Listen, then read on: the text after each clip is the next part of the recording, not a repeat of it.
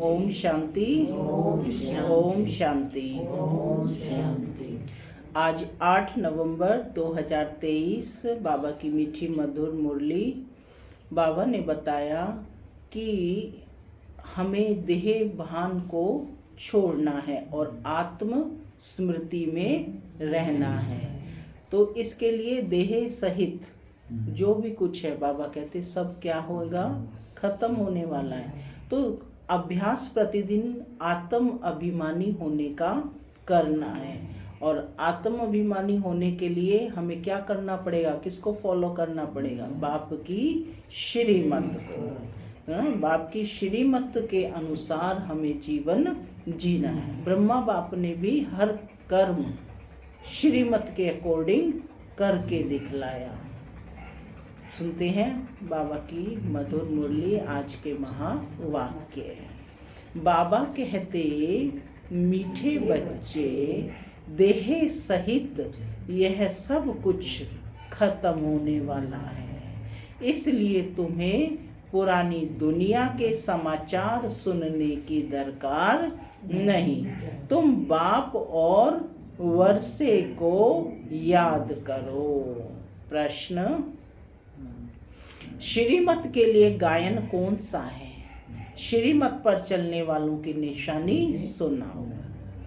उत्तर, श्रीमत के लिए गायन है जो खिलाएंगे, जो पिलाएंगे, पहनाएंगे, जहाँ बिठाएंगे वही करेंगे। श्रीमत पर चलने वाले बच्चे बाप की हर आज्ञा का पालन करते हैं। उनसे सदा श्रेष्ठ कर्म होते हैं। वे कभी श्रीमत में अपनी मनमत मिक्स नहीं करते। उनमें राइट और रॉन्ग की समझ होती है। गीत चला बनवारी रे, तू तो है जीने का सहारा। ओम शांति। यह गीत किसका है? बच्चों का।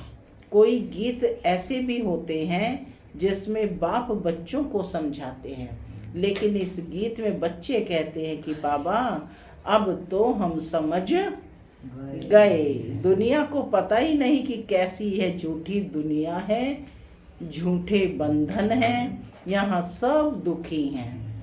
तब तो ईश्वर को याद करते हैं।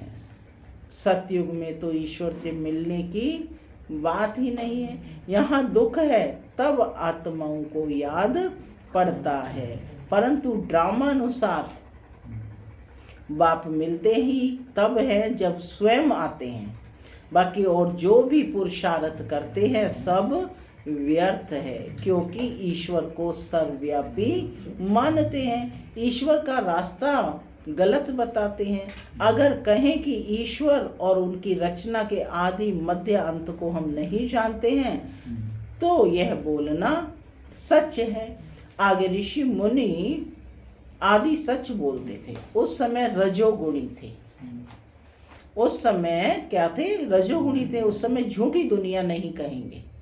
झूठी दुनिया नर्क यानी कलयुग अंत को कहते हैं। संगम पर कहेंगे यह नरक है और वह स्वर्ग है। ऐसे नहीं कि द्वापर को नरक कहेंगे।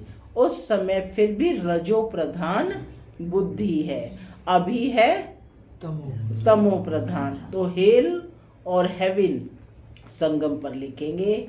आज हेल है और कल हेवन होगा। यह भी बाप आकर समझाते हैं। दुनिया नहीं जानती कि इस समय कलयुग का अंत है। कैसा समय चल रहा है? कलयुग का अंत। सब अपना अपना हिसाब किताब चुकतू कर अंत में सतो प्रधान बनते हैं। फिर सतो रजो तमो में आना ही है। तीनों स्टेजेस है ना, सतो रजो और तमो आना ही है। जिनका 1-2 जन्म का पार्ट है वह भी सतो रजो तमो में आते हैं। उन्हों का पार्ट ही थोड़ा है।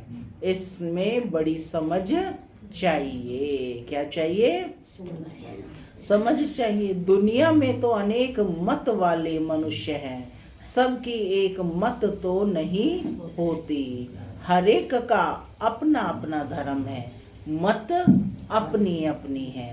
बाप का ऑक्यूपेशन अलग है, हर एक आत्मा का अलग है, धर्म भी अलग है, तो उनके लिए समझानी भी अलग अलग है।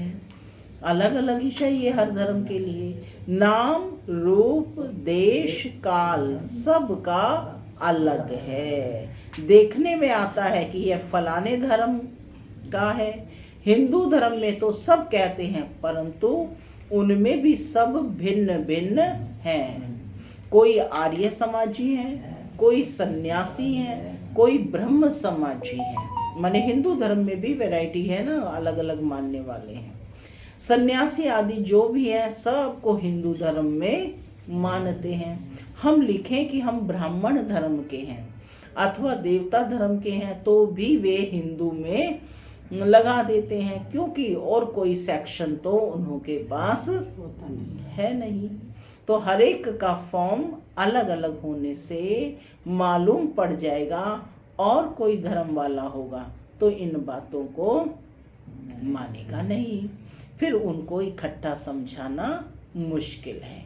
वे तो समझेंगे कि यह तो अपने धर्म की महिमा करते हैं, इनमें द्वैत है। समझाने वाले बच्चे भी नंबरवार है, सब एक समान तो है नहीं। इसलिए बाबा कहते महारथियों को बुलाते हैं। जादू धर्म गुरु आदि आते हैं तो जो महारथी बच्चे हैं, जो अच्छी प्रकार से क्लियर कर समझा सकें, उन महारथियों बच्चों को बुलाया जाता है। बाबा ने समझाया है, मुझे याद करो, मेरी श्रीमत पर चलो। इसमें प्रेरणा आदि की कोई बात नहीं। अगर प्रेरणा से काम हो तो फिर बाप के आने की दरकार ही नहीं है। जब प्रेरणा से काम हो जाएगा तो बाप आकर के क्या करेंगे? शिव बाबा तो यहाँ है, तो उनको प्रेरणा की क्या दरकार है? यह तो बाप की मत पर चलना होता है, प्रेरणा की बात नहीं। किस पर चलना है? बाप की श्रीमत। हाँ, बाप की मत को कहते हैं श्रीमत। तो बाबा कहते कि कोई कोई संदेश ले आती हैं उसमें भी बहुत मिक्स हो जाता है। संदेशी तो सब एक जैसी हैं नहीं, माया का बहुत इंटरफेयर होता है। दूसरी संदेशी से वेरीफाई कराना होता है। कई तो कह देते हैं हमारे में बाबा आते हैं, मम्मा आती है, फिर अपना अलग सेंटर खोल बैठते हैं। माया की प्रवेशता हो जाती है। यह बड़ी समझने की बात है। बच्चों को बहुत सेंसिबल बनना चाहिए, बहुत समझदार बनना चाहिए। जो सर्विसेबल बच्चे हैं वही इन बातों को समझ सकते हैं। जो श्रीमत पर नहीं चलते वह इन बातों को नहीं समझेंगे। श्रीमत के लिए गायन है कि आप जो खिलाएंगे, जो पहनाएंगे, यहाँ जहाँ बिठाएंगे वह करेंगे। माने बाबा की जो श्रीमत है उसके अकॉर्डिंग आपका जीवन जीना है। तो उसमें कोई प्रश्न उत्पन्न नहीं होना चाहिए कि बाबा ने ये क्यों कहा, ऐसा क्यों कहा। जो श्रीमत है उसकी आलोचना नहीं करनी है, ठीक है ना। जो बाबा की श्रीमत है आप फॉलो कर सकते हैं तो करिए, लेकिन ईश्वरीय मत की कभी अवहेलना ना करें। तो कहते कि आप जो खिलाएंगे, जो पहनाएंगे, जहाँ बिठाएंगे वह करेंगे। ऐसे कोई तो बाप की मत पर चलते हैं और कोई फिर दूसरों की मत के प्रभाव में आ जाते हैं। कोई वस्तु नहीं मिली, कोई बात पसंद नहीं आई, झट बिगड़ पड़ते हैं। सब थोड़े ही एक जैसे सपूत बच्चे हो सकते हैं। दुनिया में तो ढेर की ढेर मत वाले हैं। अजामिल जैसी पाप आत्माएं, गणिकाएं बहुत है। यह भी समझाना पड़ता है कि ईश्वर सर्वव्यापी कहना रॉन्ग है। सर्वव्यापी तो 5 विकार हैं, इसलिए बाप कहते हैं यह आसुरी दुनिया है।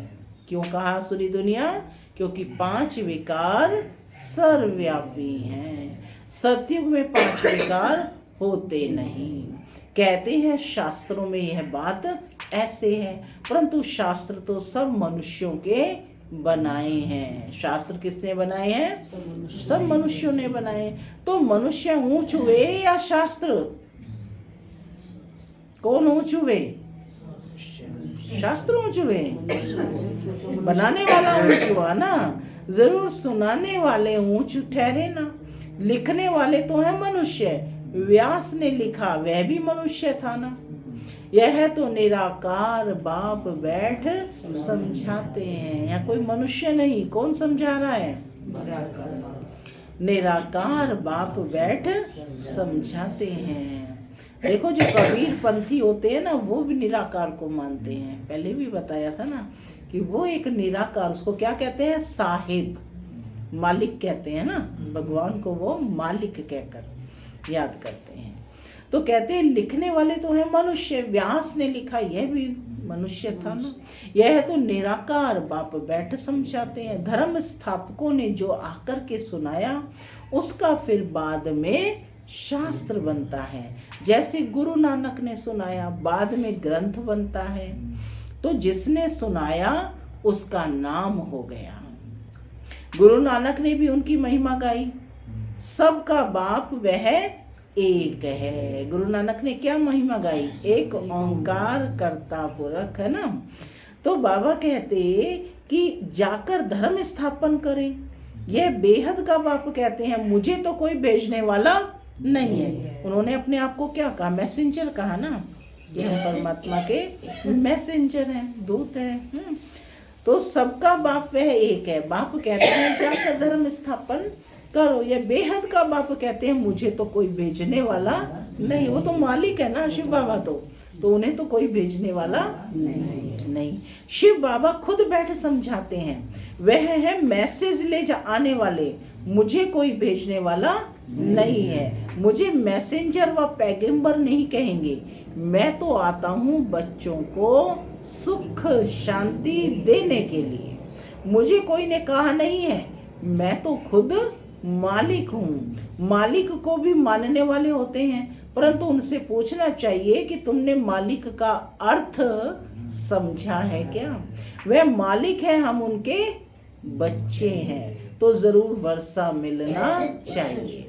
बच्चे कहते हैं हमारा बाबा, तो बाप के धन के तुम मालिक हो। ज्ञान गुण शक्तियां, उसकी सारी प्रॉपर्टी के तुम मालिक हो। मेरा बाबा, बच्चे ही कहेंगे मेरा बाबा, तो फिर बाबा का धन भी मेरा। अभी हम क्या कहते हैं? हमारा शिव बाबा। क्या कहते हैं? बाप भी कहेंगे ये हमारे बच्चे हैं। बाप से बच्चों को वर्षा मिलता है। बाप के पास प्रॉपर्टी होती है। बेहद का बाप है ही स्वर्ग का रचयिता। भारतवासियों को भी प्रॉपर्टी किससे मिलती है? शिव बाबा से। शिव जयंती भी मानते हैं। शिव जयंती के बाद फिर होगी श्री कृष्ण जयंती, फिर श्री राम जयंती। बस मम्मा बाबा की जयंती व जगदम्बा की जयंती तो कोई गाते नहीं। शिव जयंती, फिर राधे कृष्ण की जयंती, फिर राम सीता जयंती। जब शिव बाबा आए तब शूद्र राज्य विनाश हो। यह राज भी कोई समझते नहीं। बाप बैठ समझाते हैं, वह आते हैं जरूर। बाप को क्यों बुलाते हैं? श्री कृष्णपुरी स्थापन करने। तुम जानते हो शिव जयंती बरोबर होती है। शिव बाबा नॉलेज दे रहे हैं, आदि सनातन देवी देवता धर्म की स्थापना हो रही है। शिव जयंती है बड़े ते बड़ी जयंती। फिर है ब्रह्मा विष्णु शंकर। अब प्रजापिता ब्रह्मा तो मनुष्य सृष्टि में है, फिर रचना में मुख्य हैं लक्ष्मी नारायण। तो शिव है मात पिता, फिर मात पिता ब्रह्मा और जगदम्बा भी आ जाते हैं। यह समझने और धारण करने की बातें हैं। पहले पहले समझाना है, परम पिता परमात्मा बाप आते हैं पतितों को पावन करने। वह नाम रूप से न्यारा हो तो उनकी जयंती कैसे हो सकती है? जब नाम रूप से न्यारा हो, नाम ही ना हो, रूप ही ना हो, तो जयंती बर्थडे कैसे मनाएंगे? ठीक है ना। तो नाम भी है बाप का, रूप भी है। क्या नाम है? सदाशिव। सदाशिव। रूप क्या है? बिंदु रूप ज्योति स्वरूप, जिसकी याद में शिवलिंग बनाया गया है। स्टार को कैसे दिखाएं? तो उनकी जयंती कैसे हो सकती है? गॉड को फादर कहा जाता है। फादर को तो सब मानते हैं। निराकार है ही आत्मा और परमात्मा। दो चीजें निराकार है, आत्मा और परमात्मा। आत्माओं को साकार शरीर मिलता है। यह बड़ी समझने की बातें हैं।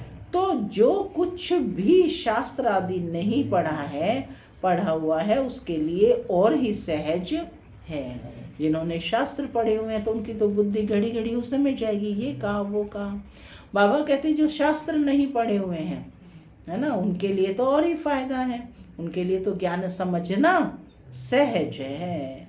आत्माओं का बाप वह परम पिता परमात्मा स्वर्ग की स्थापना करने वाला है। स्वर्ग में होती है राजाई, तो जरूर उनको संगम पर आना पड़े। सतयुग में तो आ ना सके। वह प्रारब्ध 21 जन्मों का वर्षा संगम पर ही मिलता है। बाबा कहते हैं संगम युग है ब्राह्मणों का। ब्राह्मण है चोटी, फिर है देवताओं का युग।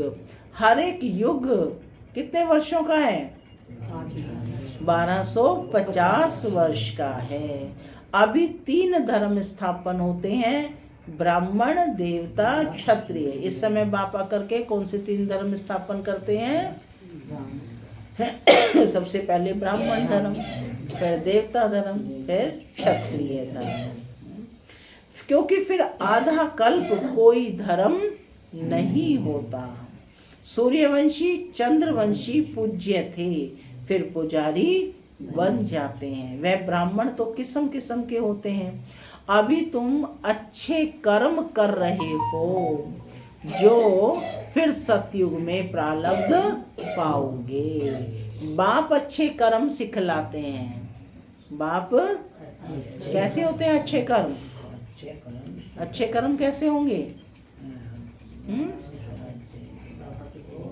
हाँ, वेरी गुड। जो बाप की श्रीमत के अकॉर्डिंग करेंगे, है ना। तो बाप की श्रीमत के अनुसार चलना ही अच्छे कर्म करना है। सबसे पहले तो आत्मा समझ करके कर्म करने हैं। अच्छे कर्म बाप सिखलाते हैं। तुम जानते हो हम श्रीमत पर जैसे कर्म करेंगे औरों को आप समान बनाएंगे तो उसकी प्रारब्ध मिलेगी। अभी सारी राजधानी स्थापन होती है। आदि सनातन देवी देवता धर्म की राजधानी स्थापन होती है। देखो ब्रह्मा बाबा हर कर्म करके दिखलाते थे। सब्जी काटने में भी बाबा बैठते, गेहूं अनाज की सेवा में भी, ताकि अन्य आत्माएं देखकर करने लगे। सफाई है, हर चीज में बाबा ना करके दिखाया, कर्म को करके दिखाया ताकि अन्य आत्माएं भी कर्म करें श्रीमत के अकॉर्डिंग। आदि सनातन देवी देवता धर्म की राजधानी होती है। यह है प्रजा पर राज्य, पंचायती राज्य है। अनेक पंच हैं, नहीं तो 5 पंच होते हैं। यहाँ तो सब पंच ही पंच हैं आज की दुनिया में, है ना। सो भी आज है, कल नहीं है, गारंटी नहीं है। आज मिनिस्टर है, कल उनको उतार देते हैं, एग्रीमेंट कर फिर कैंसिल कर देते हैं। यह है अल्पकाल का क्षण भंगुर राज्य। किसको भी उतारने में देरी नहीं करते हैं। कितनी बड़ी दुनिया है, अखबारों से कुछ ना कुछ पता पड़ता है। इतने सब अखबार तो कोई पढ़ नहीं सकता। हमको इस दुनिया के समाचार की दरकार ही नहीं है। यह तो जानते हैं देह सहित सब कुछ इस दुनिया का खत्म हो जाने वाला है। बाबा कहते हैं सिर्फ मुझे याद करो तो तुम मेरे पास आ जाओगे। मरने के बाद सारा साक्षात्कार होगा। शरीर छोड़कर फिर आत्मा भटकती भी है, उस समय भी हिसाब किताब भोग सकते हैं। साक्षात्कार सब होता है, अंदर ही साक्षात्कार करते हैं, अंदर ही साक्षात्कार करते हैं। भोगना भोगते हैं, बहुत पछताते हैं कि हमने नाहक ऐसा किया। इस तरफ आइए। तो बाबा कहते कि कोई पश्चाताप होता है ना, कोई जेल बर्ड होते हैं, वह कहते हैं जेल में खाना तो मिलेगा। मतलब खाना खाने से काम है, इज्जत की परवाह नहीं करते। तुमको तो कोई तकलीफ नहीं, बाप है तो बाप की श्रीमत पर चलना है। ऐसे भी नहीं कि किसको दुख देंगे, वह तो है ही सुख दाता। आज्ञाकारी बच्चे तो कहेंगे बाबा जो आप डायरेक्शन देंगे, तुम ही से बैठूं, तुम ही से पढ़ूं, तुम ही से लिखूं, यह शिव बाबा के लिए गाया हुआ है। भागीरथ अथवा नंदीगण भी मशहूर हैं। लिखा हुआ है ना, माताओं के सिर पर कलश रखा, तो वह फिर गऊ दिखाते हैं। क्या क्या बातें बैठ बना दी हैं। इस दुनिया में कोई एवर हेल्दी हो नहीं सकता, अनेक प्रकार के रोग हैं। वहाँ कोई रोग नहीं है, ना कभी अकाली मृत्यु होती है। समय पर साक्षात्कार होता है। बूढ़ों को तो खुशी होती है, बूढ़े जब होते हैं तो खुशी से शरीर छोड़ते हैं। साक्षात्कार होता है कि हम जाकर बच्चा बनूंगा। अभी तुम जवानों को भी इतनी खुशी है कि हम शरीर छोड़ जाकर प्रिंस बनेंगे। क्या बनेंगे? प्रिंस बनेंगे। बच्चे हो व जवान हो, मरना तो सबको है ना, तो सबको यह नशा रहना चाहिए कि हम जाकर प्रिंस बनेंगे।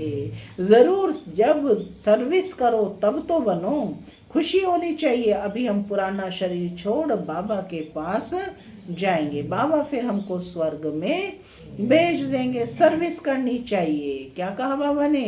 सर्विस करनी चाहिए। तो आत्माओं की ज्योत जगाएं। दीपावली आ रही है, संदेश दें, किसी न किसी आत्मा की ज्योत अवश्य जगाएं।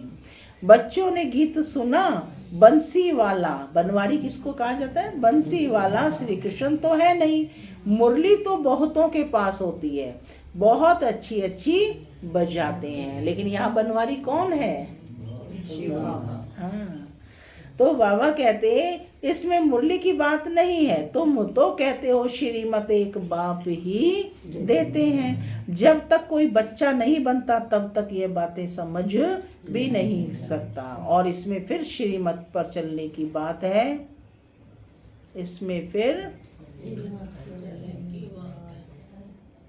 श्रीमत पर चलने की बात है।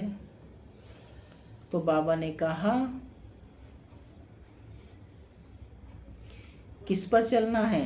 बाप की श्रीमत पर चलना है। तो बाबा कहते हैं कि शरीर को छोड़कर फिर आत्मा भटकती है। यहाँ पर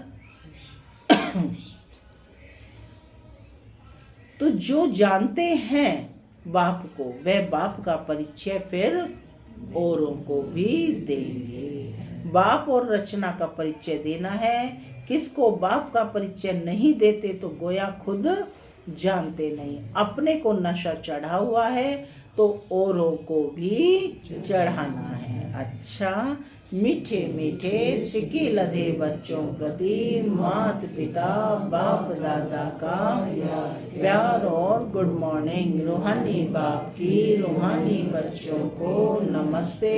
हम रूहानी बच्चों की रूहानी माता पिता बाप दादा को याद प्यार गुड मॉर्निंग और नमस्ते। नमस्ते सदा रहो हंसते, बनो फरिश्ते, चलो परम धाम के रास्ते। धारणा के लिए मुख्य सार पहला, श्रीमत पर सदा श्रेष्ठ कर्म करने हैं।